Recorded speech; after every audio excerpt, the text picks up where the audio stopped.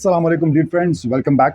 हम last time हमने basic current, voltage और रेजिस्टेंस के बारे में देखा था। आज हम उसी में थोड़ा सा और आगे जाएंगे और देखेंगे कि सेल क्या होता है और बैटरी क्या होती है, और ये मल्टीमीटर को हम बेसिकली इस्तेमाल कैसे करते हैं, और कुछ basic concepts about resistance and about AC DC.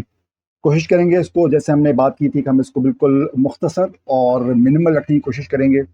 Theory को सिर्फ उतना ही बीच में लेकर आएंगे जितनी ज़रूरत पड़ेगी, और आगे जहाँ पर हम एज पर रिक्वायरमेंट और नीड हम आहिस्ता आहिस्ता थ्योरी को हैंडल करेंगे rather than just for the sake of it. Alright, so let's start.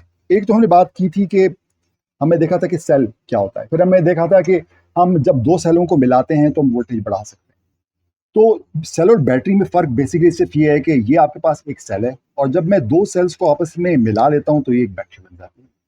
क्योंकि आपको हर जगह 1.5 वोल्ट से आपका काम नहीं चलता, कहीं जगह आपको ज़्यादा करंट चाहिए होता है, उसके लिए फिर आपको ज़्यादा वोल्टेज की ज़रूरत पड़ती है। तो जिस तरह ये मैंने दो सेल्स को जोड़ के एक बैटरी बना ली है, इसी तरीके से अगर आपने ये वाली बैटरी देखी हो, ये 9 वोल्ट्स की बैटरी है, तो उसके अंदर एक सेल नहीं है, इसके अंदर मल्टीपल सेल्स होंगे। और अगर इसके अंदर 1.5 वोल्ट्स के सेल हुए हैं इस्तेमाल, तो इसके अंदर 6 सेल होंगे। 6 मल्टीप्लाइड बाई 1.5 इज 9 वोल्ट्स। तो ये 9 वोल्ट्स बन जाता है सेल्स को सीरीज में लगाकर। इसको मेजर करने के लिए हम इसको आज इसको मेजर करते हैं। तो ये मेरे पास एक मल्टीमीटर है। मल्टीमीटर का मतलब कि मल्टीपल चीज़ों को मेजर कर सकता है, वरना आपको अलग से वोल्टेज मेजर करने के लिए, करंट मेजर करने के लिए, रेजिस्टेंस मेजर करने के लिए अलग से मीटर्स भी मिलते हैं। लेकिन ये एक ऐसा मीटर है जो कि मल्टीपल चीज़ों को मेजर कर सकता है। तो यहाँ पर हम इसको डीसी वोल्टेज के ऊपर करेंगे। डीसी एसी क्या होता है इंशाल्लाह उसके बारे में बात करेंगे। तो मैंने इसको 20 की रेंज पर रखा है, इसकी मैक्सिमम पे रखना है, यानी कि जितनी मैं मैक्सिमम वोल्टेज एक्सपेक्ट कर रहा हूँ उससे थोड़ा सा मेरी रेंज यहाँ पर ज़्यादा होनी चाहिए। जो थोड़े से एडवांस मीटर्स होते हैं, ये तो एक सिंपल सा, एक थोड़ा सा सस्ता सा मीटर है जो आपको मार्केट से कोई 3,500-4 हज़ार रुपये का करंटली मिल जाएगा। तो जो एडवांस मीटर्स होते हैं वो खुद ही अपने आप अपनी रेंज को सेट कर लेते हैं। तो ये मेरे पास इसकी दो प्रोब्स हैं, और अगर मैं इसको अपने एक सेल के साथ कनेक्ट करूँ तो मेरे पास इसकी वोल्टेज आनी चाहिए। Hope you can see the voltage. तो इसकी वोल्टेज आ रही है 1.6, 1.5, 1.6 इज परफेक्टली फाइन। लेकिन आपको नजर आओगे यहाँ पर माइनस लिखा हुआ है, क्योंकि मैंने इसकी प्रोब्स को उल्टा कनेक्ट किया हुआ है। जिसकी पॉजिटिव साइड है, अगर मैं इसको पॉजिटिव से पॉजिटिव और नेगेटिव से नेगेटिव को करूँगा कनेक्ट, तो यहाँ पर से नेगेटिव का साइन चला गया। ठीक है, तो अभी ये 1.68 वोल्ट्स दिखा रहे हैं, विच इज़ गुड। 1.5, 1.68 में नॉर्मल जो एप्लीकेशन है उसमें इतना फर्क नहीं पड़ता, इतनी प्रिसाइज रिक्वायरमेंट नहीं होती। और अगर मैं इन दोनों को मिला लूँगा तो जो ओवरऑल वोल्टेज मुझे यहाँ पर टर्मिनल्स पे नज़र आनी चाहिए वो 3 वोल्ट्स से थोड़ी सी ज़्यादा होनी चाहिए। उसके पॉजिटिव से मैंने पॉजिटिव को टच किया, नेगेटिव से ब्लैक को नेगेटिव से, तो आप देख रहे हैं यहाँ पर 3.3 वोल्ट्स आपको होपफुली नज़र आ रहा होगा। तो इस तरह से हम वोल्टेज को मेजर कर सकते हैं। अगर आप इसकी वोल्टेज, इस बैटरी की वोल्टेज देखें तो इसमें पॉजिटिव लिखा हुआ है, ये जो ऊपर से छोटा वाला होता है वो पॉजिटिव होता है, और ऊपर से थोड़ा सा बड़ा होता है वो नेगेटिव होता है, यहाँ लिखा हुआ है। ठीक है, डोंट एज्यूम एनीथिंग। इसी तरह अगर मैं यहाँ पर इसको मेजर करूंगा तो ये 9 वोल्ट से थोड़ा ज़्यादा होना चाहिए, 9.7 वोल्ट सिखा रहा है। ठीक है, फुली चार्ज बैटरी है। जनाब, ये हो गया बैटरी को मेजर करने का। हमने देखा था लास्ट टाइम के रेजिस्टेंस हमने इस्तेमाल की थी, तो ये वाली रेजिस्टेंस जो है, जो कि हमने लास्ट टाइम इस्तेमाल की थी, अब मैं इसी मीटर को ओम्स के ऊपर लेकर आ जाऊंगा। मुझे मालूम है कि ये 100 ओम्स है, तो इसलिए मैं इसकी रेंज जो है वो 200 पर रखूंगा ताकि मेरे पास ज़्यादा एक्यूरेट मेजरमेंट आए। आपको नहीं मालूम तो उसको मैक्सिमम पे रखें, फिर आहिस्ता आहिस्ता इसको नीचे लेकर आए एज इन मैन रिक्वायर्ड। तो जब मैं इसकी टर्मिनल्स के ऊपर इसको रखूंगा तो इसकी यहाँ पर इसकी, अगर आप देख रहे हैं यहाँ पर, ये सॉरी 100 ओम्स नहीं, 10 ओम्स का था my bad. So this is 10 ohms, right. तो हमने जो कल लगाया था वो हमने 10 ओम्स का लगाया था। ठीक है, इसको हम कलर से भी मेजर कर सकते हैं, कलर से देख सकते हैं कि इसकी वैल्यू क्या है, इंशाल्लाह हम बाद में देखेंगे। तो ये 10 ओम्स का, आपको याद हो हमने जो लास्ट एक्सपेरिमेंट किया था वो हमने ये लैम्प इस्तेमाल किया था, और उसके साथ जब ये लगाया था तो उसकी रेजिस्टेंस लगाया था उसको सीरीज में, तो हमारे पास इसकी रोशनी कम हो गई। एक तो ये कि रेजिस्टेंस जो है वो, जैसे हमने लास्ट टाइम बात की थी, करंट को कम ज़्यादा करने के लिए इस्तेमाल करते हैं।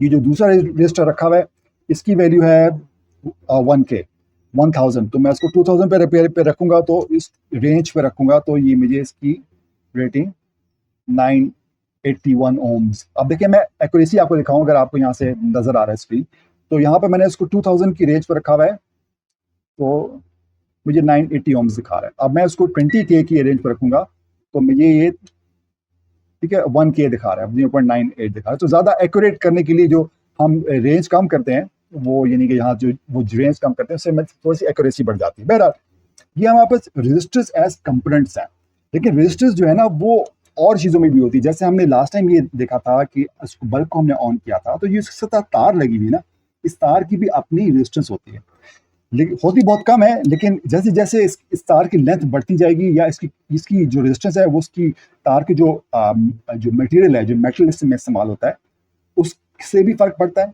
इसकी लेंथ से भी फर्क पड़ता है। उसके बारे में बात करते हैं। पहले हम इसकी इसकी रेजिस्टेंस को अगर मेजर करना चाहें, तो मैंने इसकी यहाँ पर रेंज रखी है 200 ओम्स पे, ठीक है। तो this should be couple of ohms, let's see कि ये कितनी होगी। 1.7 ओम्स दिखा रहा है, ठीक है, अराउंड 2 ओम्स इसकी।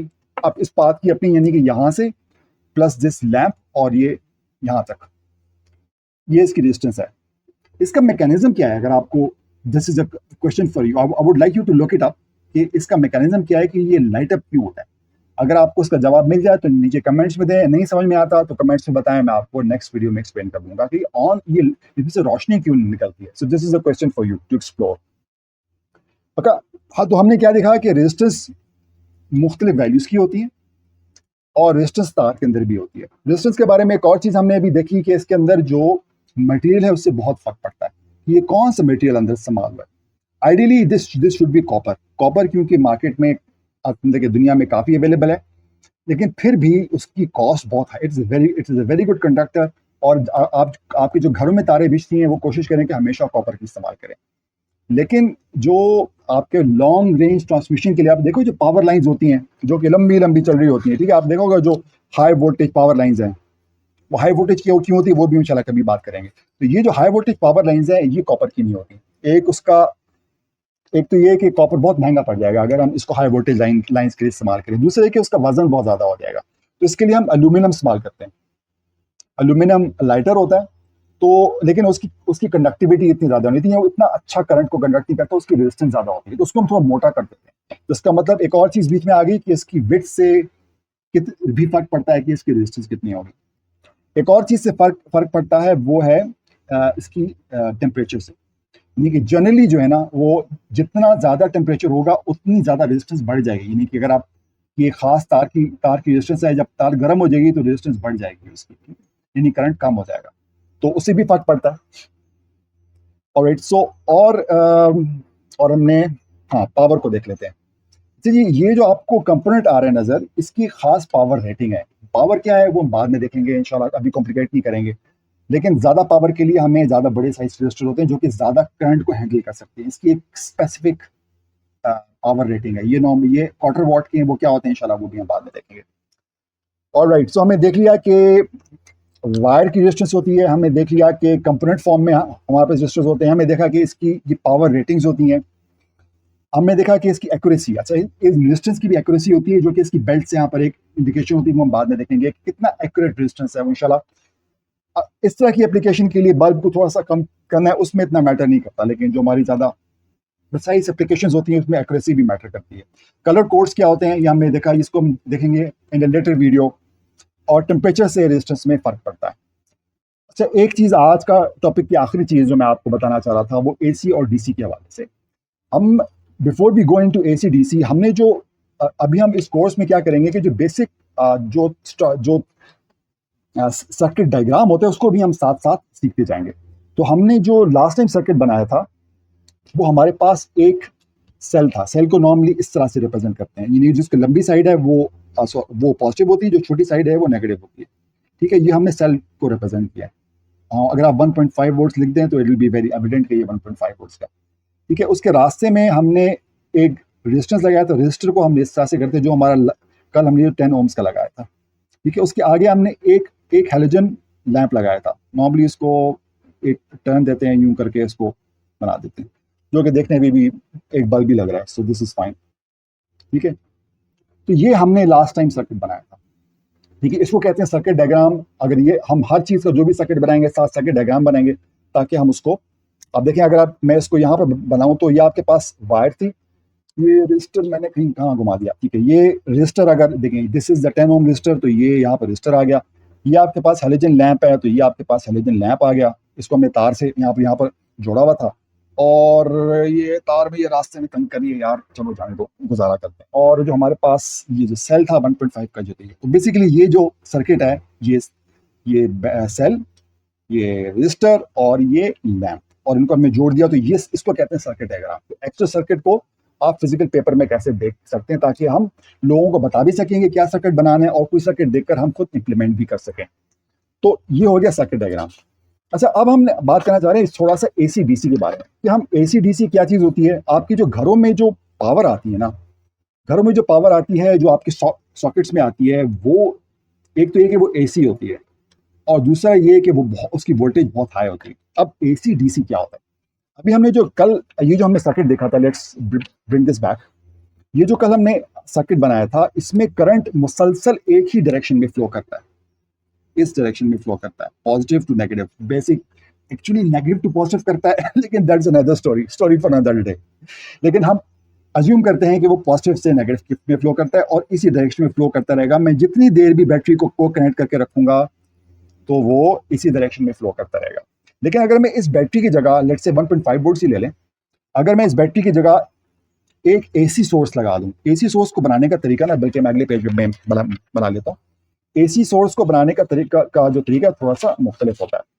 Let me just put it on the side. उसका जो सिंबल है, हम नॉर्मली इसको ऐसे बनाते हैं, उसके अंदर यूं करके रख लेते हैं, ठीक है। और अगर मैं यही सर्किट बना दूं एसी का, और ऐसे ही आगे एक लैंप लगा दूं, अब इसकी सोर्स एसी हो गई है। अब इसमें क्या होगा, ये रजिस्टर 10 ओम्स का है। अगर मैंने इसकी वैल्यू नहीं लिखनी, तो मैं इसको आर से रिप्रेजेंट कर सकता हूँ कि कोई रेजिस्टेंस है, ठीक है। अब इसमें जो करंट फ्लो होगा ना मेरे भाई, वो करंट फ्लो मुसलसल, जैसे हमें देखा था कि डीसी में, यहाँ पर ये डीसी पावर सोर्स है, तो एक ही डायरेक्शन में होता है मुसलसल। एसी में एक ही डायरेक्शन में नहीं होता, वो थोड़ी देर इस डायरेक्शन में फ्लो करेगा, और उसके बाद वो कहेगा नहीं अब मैंने ऑपोजिट डायरेक्शन में फ्लो करना है, तो फिर वो यहां से फ्लो करना स्टार्ट कर देगा, उल्टा फ्लो करेगा, ठीक है। तो इसको कहते हैं एसी करंट। एसी से बनता है ऑल्टरनेटिंग, ऑल्टरनेट मींस ऑल्टरनेट करता है, कभी इस तरह कभी इस तरह, ऑल्टरनेटिंग करंट। और डीसी होता है डायरेक्ट करंट, ठीक है। तो ऑल्टरनेटिंग करंट चेंज करता रहता है, और ये कितनी तेजी से चेंज करता है। अगर मैं इसकी जगह यहाँ पर 1.5 की जगह आपकी मैं मेन पावर सोर्स की बात करूँ, जो कि 230 वोल्ट्स होता है या 240 वोल्ट्स होता है, तो बेसिकली आपके पास जो मेन पावर में सोर्स आ रहा है, वो ये अपना रुख 1 सेकंड में 50 दफा तब्दील करता है। नहीं कि 1 सेकंड में 50 दफा पहले यहाँ से देगा, यहाँ से देगा, यहाँ से देगा, यहाँ से देगा, गॉट इट। तो ये अपना रुख तब्दील करता रहता है, और ये जिस तेजी से तब्दील करता है, 1 सेकंड में जितनी दफा इसको तब्दील करता है, उसको फ्रीक्वेंसी कहते हैं, उसको मेजर करते हैं हर्ट्स में। तो 50 हर्ट्स पाकिस्तान के जो नॉर्मल पावर आती है, वो 230 वोल्ट्स 50 हर्ट्स की पावर होती है। सॉरी, आपके पास जो पावर सोर्स है वो ये होती है। तो वो 1 सेकंड में 50 दफा चेंज कर रहा होता है। और आपके पास जो नॉर्मली डिवाइसेज है, आपका फोन है, ये मेरा ईयरपॉड्स हैं, ये मल्टीमीटर है, आपका लैपटॉप है, आपका एलसीडी स्क्रीन है, ये सारी की सारी चीजें डीसी में चलती हैं, और बहुत लो वोल्टेज पे चलती हैं, ठीक है, कंपेयर टू जो एसी के ऊपर। इंशाल्लाह अपने लेटर वीडियोस में हम देखेंगे कि इसको इसमें कन्वर्ट कैसे करते हैं। आखिरी चीज before we stop for today, इसके एसी डीसी का जरूरत क्या है। आप अगर ज्यादातर चीजें डीसी में चलती हैं और चल सकती हैं, तो उसको एसी में जो प्रोड्यूस करता है, जनरेटर से ही हमें जो आपको ये वायर्स है, यहाँ से हमने कहा था ये आपके पास हाई पावर वायर्स है, इसमें आप डीसी क्यों नहीं भेज देते, ठीक है। तो उसकी बहुत सारी वजूहत है, अभी सिर्फ इसके बारे में इंशाल्लाह हम कभी डिटेल से बात करेंगे। बस इसको ये समझ लें कि जब हम एसी जो है वो ट्रांसमिशन के लिए बहुत आसानी हो जाती है, ठीक है। अगर हम डीसी में ट्रांसमिशन करने की कोशिश करेंगे, तो उसी पावर के लिए जितनी हमने पावर देखें, पावर जितनी हमें ताकत, जैसे हमने एसी चलाना है, फ्रिज चलाना है, उसके लिए जितनी पावर चाहिए, उसके लिए इंफ्रास्ट्रक्चर बहुत ज़्यादा करना पड़ेगा, बढ़ाना पड़ेगा, तारों की साइज को उनकी मोटा करना पड़ेगा। तो उसमें हाई पावर ट्रांसमिशन में एसी का फायदा हो जाता है, क्योंकि ये जब आप फ्रिक्वेंसी, जब एसी को आप लो वोल्टेज से हाई वोल्टेज में कन्वर्ट करना, फिर हाई वोल्टेज से लो वोल्टेज में कन्वर्ट करना आसान हो जाता है। अगर आपको मालूम हो कि ये 11,000 वोल्ट्स और उससे भी ज़्यादा होता है, तो वो क्या वजह होती है, उसको बाद में देखेंगे। आप जनरली सिर्फ ये देख लें कि जिसको रास्ते में पावर डिसिपेशन है ना, जो पावर लॉस होती है, क्योंकि हमने देखा कि जब तार के अंदर रेजिस्टेंस होती है, जब किसी तार में से करंट गुजरेगा तो उसमें पावर लॉस होगी। तो उसमें से जो हाई वोल्टेज तार हैं उसके अंदर पावर लॉस कम होता है। तो आसान अल्फाज में हम एसी में प्रोड्यूस इसलिए करते हैं क्योंकि पूरा इंफ्रास्ट्रक्चर जो पावर का जो आपके जहाँ से पावर प्रोड्यूस हो रही है डैम से आप तक पहुंचने में एसी को पहुंचाना ज़्यादा आसान है, ज़्यादा सस्ता है, और डीसी को पहुंचाना मुश्किल है। तो this is one of the main reasons कि आपके पास एसी हम सप्लाई में इस्तेमाल करते हैं। और अब बहुत सारी ऐसी डिवाइसेस भी जो कि डायरेक्ट एसी पे चलती हैं, और बहुत सारी ऐसी डिवाइसेस जो कि चलती ही डीसी पर है, जैसे आपके सारे कंप्यूटर एंड एवरीथिंग। तो उनके लिए फिर हम एसी से डीसी में कन्वर्ट करते हैं। वो कैसे करते हैं, topic for another day. Thank you very much for your time. Until next time, अस्सलाम वालेकुम वरहमतुल्लाह।